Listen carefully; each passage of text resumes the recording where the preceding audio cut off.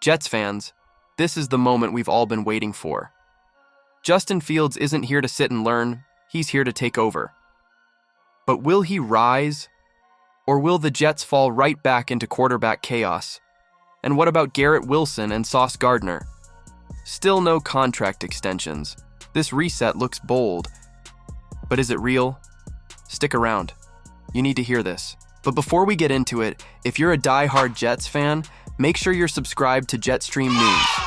We're your go-to source for daily, engaging content on all things. Help us reach our goal of 1,000 subscribers this offseason by hitting that subscribe button now.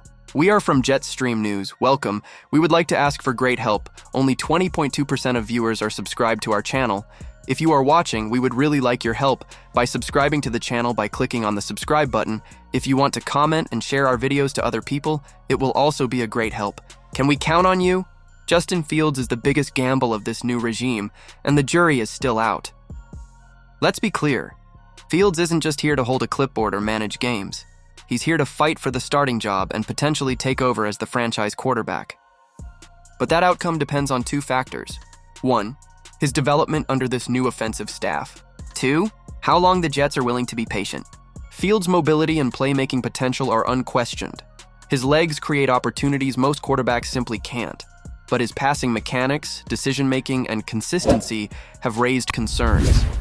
With Tanner Engstrand designing a new offensive identity, focused on quick reads, motion, and spreading the field, Fields must adapt quickly. There's no more time for excuses. This is it.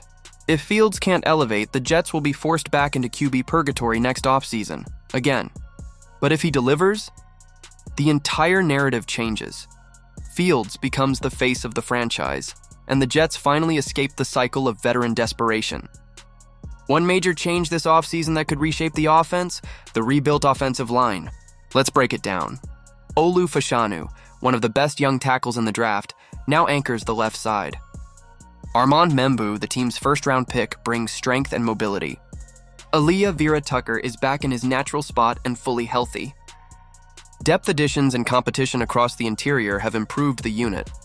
According to PFF, the Jets' offensive line ranks 9th in the NFL heading into 2025, a massive leap from last year's injury-riddled disaster. That means no more excuses. If Fields is protected, if Breece Hall has running lanes, and if the pass game has time to develop, then it's all on execution. Coaching, play calling, mental sharpness. This offense now has the tools. It's time to see if they can use them. Let's talk about context. While the Jets are resetting, the rest of the AFC East is not slowing down. The Bills are still a playoff-caliber team with Josh Allen at the helm. The Dolphins are fast, aggressive, and returning most of their core. Even the Patriots, despite their rebuild, made key additions and have cap flexibility to keep improving.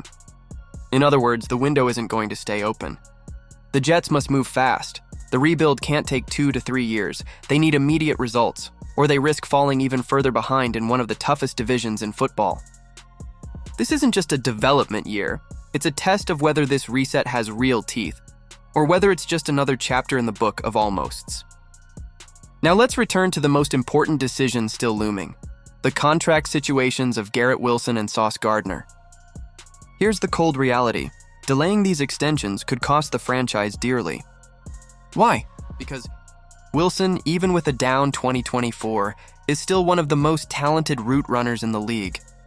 Sauce remains a top 3 corner in man coverage and has all-pro upside for years to come.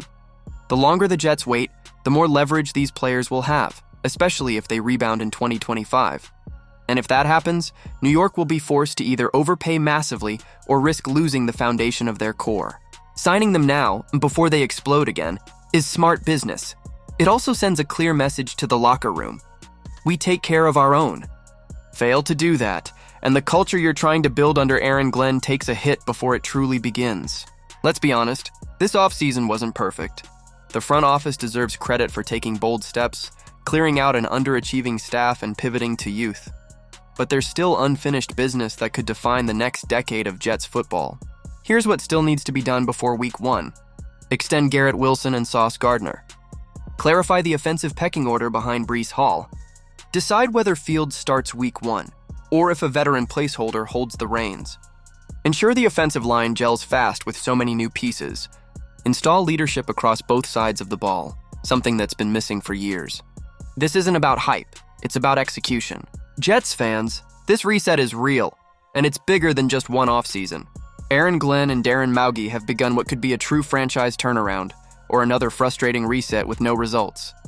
Here's what will define success. Justin Fields becomes the guy, or they find someone who is. The offensive line holds up. Breece Hall returns to dominance. Wilson and Sauce are locked in long-term, and the team doesn't just talk about change, they prove it. The margin for error is gone. The time for waiting is over. It's now or never for the New York Jets.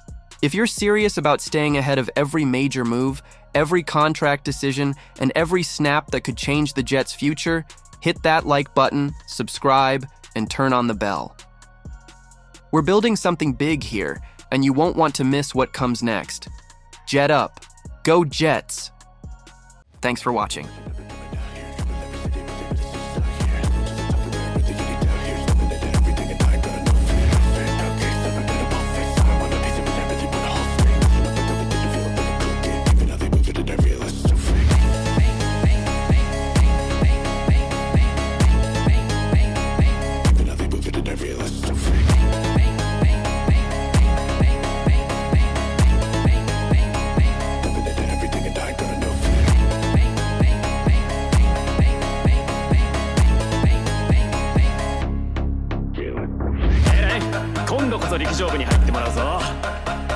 リレーの時助っ人で新記録出しちゃったし。